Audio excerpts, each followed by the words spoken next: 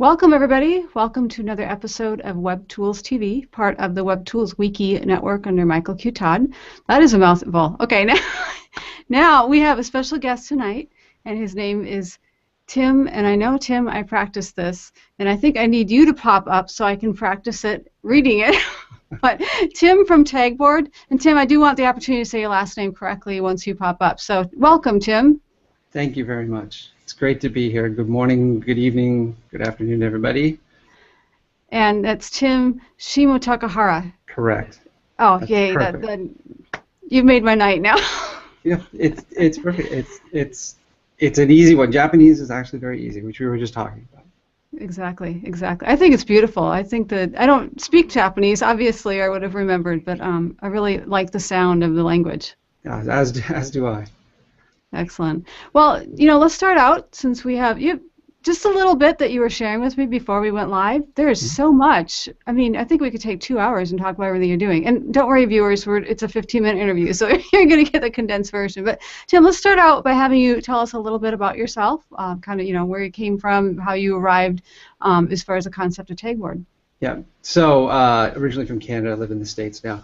Went to college in the States. I went into investment banking after college and worked in the lower middle market doing a lot of mergers and acquisitions work. And it was usually representing founder, owner, entrepreneurs in achieving liquidity for something they'd spent a lifetime building. And I had an opportunity to be exposed to a lot of different business models, a lot of different management styles, a lot of different businesses.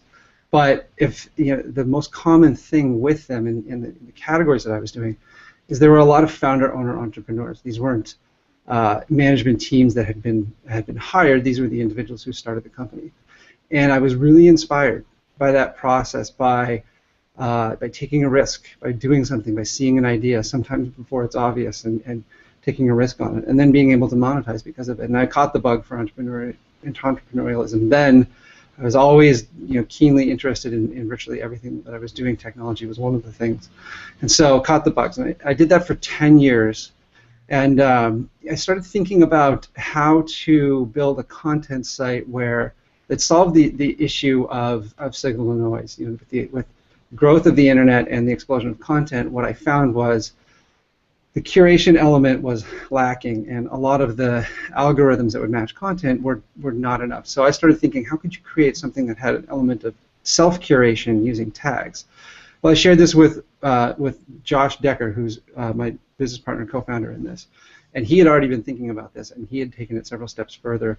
So he had a discussion forum, and we're both discussion forum guys, and we love the rich conversation that happens in those forums, but they're siloed, and a lot of times there will be relevant conversations to different sub-forums that could be interlinked using tags, and his thought was, let's use hashtags and use social logins as part of that, and then he expanded on the idea. So when he approached me with the idea for Tagboard, it was an extension of some of the themes that I was thinking of, but it was taking it many steps further, and we started talking about it. And with his original idea, we took it several steps further, and we realized that there was a lot of potential for this in taking hashtags and building something that allows people to exchange information in a much freer way. Wow, I feel like I just opened up my account. I don't know why I waited so long, but I just did it today. So I do have, I have an official Tagboard on it. And of course, it was Social Cafe. I mean, that's my hashtag. So, or I shouldn't say, we don't own hashtags, but that's the one that 99% of it relates to. Yeah, own hashtags. Yes. But with Tagboard, you can help to shape the conversation. Ooh, I like that. That's quotable. So I feel like listening to you, Tim, that there's so much more to Tagboard than obviously I experienced in 30 seconds, and that's not enough time to experience. That you need to spend more time. So what are some? Well, first I'm going to back up. And I'm going to ask you a question. If you don't want to answer it, just tell me, and I'm okay with that. But to give our viewers kind of an idea of where you fit as far as the content curation, would some of your competitors or people that provide some of the same thing, would that be like Scoop.it, which seems to be more on the manual compared to Tagboard? But Rebel Mouse, I almost like Storify, but that one's a manual process too. There's other Paperly. Is that kind of the players in your area? Those are similar, and each one of those are looking at a way of addressing the core pain point, which is how to curate and how to cut through and get a stronger signal and signal to noise. Those are parties that we compete with. I love what they're doing. Love what Paul's doing at Rebel Mouse. Really, where we slot in the market is if you go to Tagboard today, you're going to see an open search experience, which is available to all users, whether you're logged in or not. Generally, it's a better experience when you log in for performance and other things. We offer a more lightweight version in the Pro, usually for SMB or for enterprises who don't have the full need to have some of the advanced curation and embedding features that you have in Enterprise. And then we have Enterprise. And Enterprise is a catch-all for a number of different market segments, including television broadcast, stadiums, digital outdoor, live venues, so all the live things, and then also big implementations with large global organizations who want to have safe social embedded on their various different owned media and bring that earned media to their owned media. So you see Tagboard's biggest positioning right now is in the enterprise market, kind of as a catch-all. So our competitors, and I'm happy to list them, our competitors are people like Mass Relevance Spreadfast, a merged company in Austin, Weigh-In out of California, Postano out of Portland, some of the bigger ones that are coming up. I think people like Tint in San Francisco. All great companies, all focused mostly on the SMB and really the enterprise market, solving similar points to how we do. We have a different spin on it with our access to the user business, and we approach problems quite a bit differently from some of them. But we're sort of all addressing a need in the market right now. So more enterprise-oriented tools would be our comparables, but certainly with the user search experience, we're like Rebel Mouse or some of the other user tools out there as well. We're building a platform, and it's addressing all of those different constituencies. Wide spectrum, but that's so. Yeah. For the free account, someone's just trying it out. That would be more like what we're thinking, like you said, Rebel Mouse. But for example, I have a Twitter chat. This is where I can say, hey, check out my tag board, and it will just show random, almost like looking at, I don't know, a bulletin board or something like that, like a Pinterest board that's already been created for you to say, look at these wonderful things that have popped up in the Twitter chat. Is that sort of like what the free is good for? Yeah, so the open search is all the content without any filtering. If you have a free account, it gives you the opportunity to feature posts. So what you can do as an individual is you can say, you have a hashtag that is perhaps, there's a lot of signal to noise, like we call it the orange problem. Is it a fruit? Is it a city? Is it a color? I like that. Can you do machine curation with that? That depends. So an individual can say, no, I want to steer the conversation in this direction, or it can be you can have an agenda with where you want to steer the conversation, which could be a good thing or a bad thing. But as an individual in a free account, you can highlight the content that you think is relevant to the conversation. And then the onus is on you to say, hey, my curation of this is the best reflection of the conversation. Then it becomes something where as an individual who wants to steer a conversation, and that individual is a conversation catalyst, really all the way up to enterprise. Somebody who's a conversation catalyst who wants to. Everybody has a shared interest in a certain subject, the hashtag, and they want to steer it. So the free account gives you the ability to do that, but no moderation of offensive or totally off-topic content. So there will always be full stream of content in another tab. So really the only way to, and I was looking at that because there's a couple, not very many, but a couple of uses. Social cafe seems like a popular term, so some other random things pop in there, but there was no way to remove it. But from what you're saying, if you were going to use a free account, then you feature everything else. It kind of pushes it down a bit so that you can't remove it, but you can at least pull the other stuff up to the top. And the featuring will give you a new tab where you can see the content, but the content will be available in another tab that gives you all the content. So. For individuals where it's not a priority, whether it's a corporate thing or otherwise, for individuals where it's not a priority to minimize any of that disruption, then a free account can work decently well. You'll have limitations on the amount of content that you get and the speed of refreshing and that kind of thing. But a good starter for somebody who's thinking, how can I shape the conversation as the conversation catalyst? How can I shape it in a way that's meaningful to this overall discussion? Okay, I was trying to hold back because when you talked about television, live events, all of these, I got really excited about the enterprise one, but I was like, okay, we've got to cover the free first. Let's get purposes. So now, let's move to the enterprise. What's an example for our viewers so that they understand how it could be used in a live event? Like, are we talking a Super Bowl type event, something like that? So without breaching some of my non-disclosure agreements, there's a lot of information out there about who we have relationships with. Major sports leagues, for all the teams in the league, individual teams across the world, including people in the Premiership, We just this week, and this will be interesting, or last week, this will be interesting to people in Japan, but we signed up Samurai Japan to do the Tokyo Dome.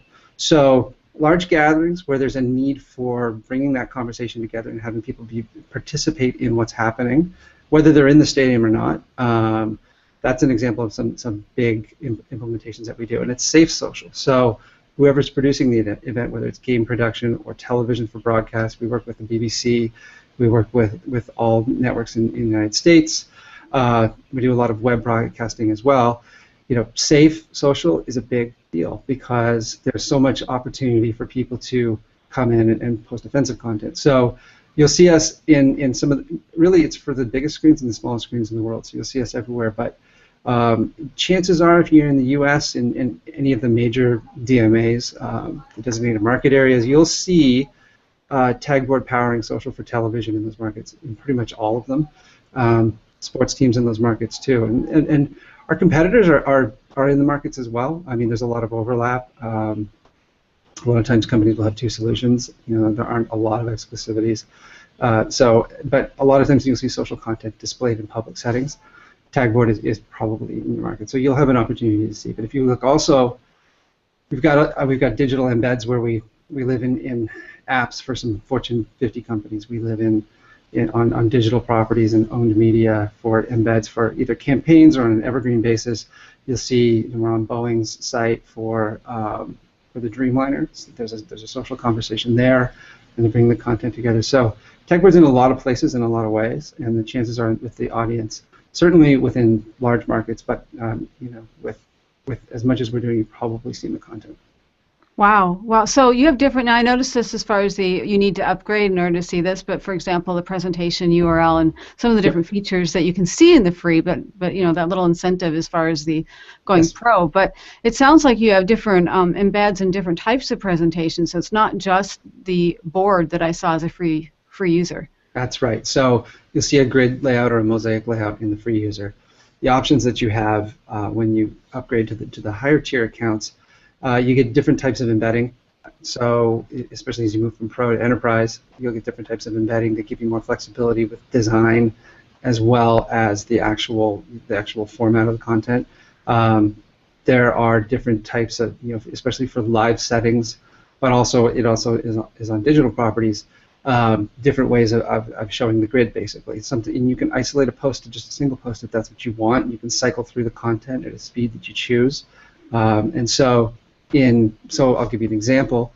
For a web page that most people are going to be viewing from a desktop computer, and the client knows this, then fully interactive grid layout, much like you see in the free version, makes a lot of sense for them, and it embeds in their website. But if we extend it into television, we're doing lower third and we're doing full frame takeovers.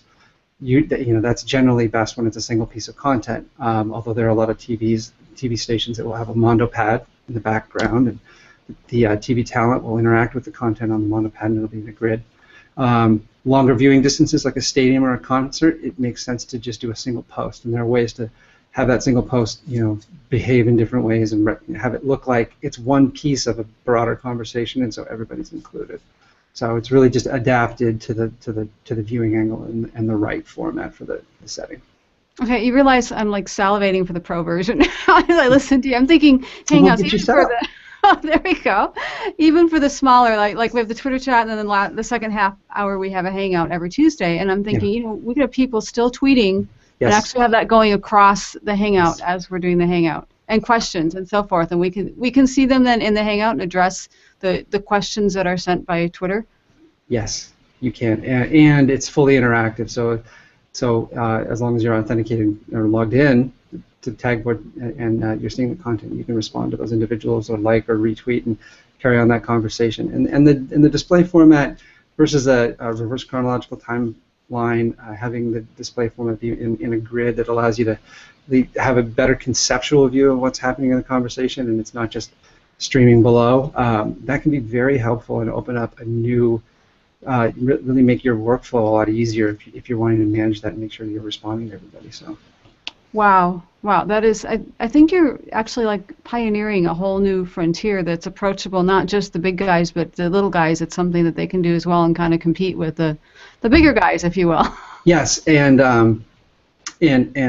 the, that really keys in on something that means a lot to us, which is we really believe in the democratizing influence of social media and hashtags within social media, and that's not that's not just a nice thing to say, but it's really foundational to the company. I mean, we spent a lot of time actually studying anthropology and psychology when we started the company, and the formation of tribes and communities and how people associate with each other, because we truly believe that this is a great tool. It has commercial value, and that's really great. But it's even greater if what we're doing allows people for your exchange of information. So that's what we set out to do. So it does allow people to compete with the bigger guys, and it does really go to influence that the ability of individuals to create curations and content streams that advance the conversation in the right direction. So, and then that's really at the heart of why we're doing it. And there was a really great piece by Sue Decker. She may be known to you. She's on the board of she's well known. She's on the board of Berkshire Hathaway and I think Salesforce. And she was talking about how with this explosion in content and and how the barriers to entry in media specifically have fallen dramatically, it opens up the opportunity for individual user curation that allows them to become a strong voice in how media reaches people and how ideas reach people. And Tagboard serves that aim in doing that. And sure, we allow a big U.S. chocolate and confectionery manufacturer to shape campaigns around their new products, and that's meaningful too. But we allow individuals to do the same thing and reach audiences. So Tagboard is a complex story because we are differentiated in our desire to do that, all of those things, but it's a platform behind it that's driving it, and we believe strongly in the free exchange of information. Wow, that is beautiful. And I'm so sad that we've hit our 15-minute mark, but Yeah, I knew we would. everybody that's watching, I want you to go visit tagboard.com and go set up at least the free, check out the features for the pro. And Tim, how can people find you? So very easy to find us. Tagboard.com is our URL. You can see us, we're at Tagboard on Twitter. Easy to find us on Facebook, and those are great ways. And so the ways to reach us directly, you can reach out to us on Twitter. My email address is tim@tagboard.com. It's very simple. That's our convention for our company, and easy to reach us. If you're interested in things like the pro account or the enterprise account, or more about how we do what we do and why we're doing it, feel free to reach out to us. The philosophy behind it motivates us to really want to have these conversations, but also we can help you understand how you can use this in your community creation, as a conversation catalyst. If you're a brand, if you're doing social listening, if you have some type of broadcast or live event, we can show you how bringing social there in a very easy and flexible way. I mean, this is all web-based. You get spun up on these things oftentimes in just single minutes. So reach out to us. There are several options on our site to do that too. Excellent. And I'm going to try this again. Thank you, Tim Shimo Takahara, for joining us and talking to us about Tagboard. And thanks all for tuning in. Tune in next week, same time, same place, and we'll have another tool for you. Thank you.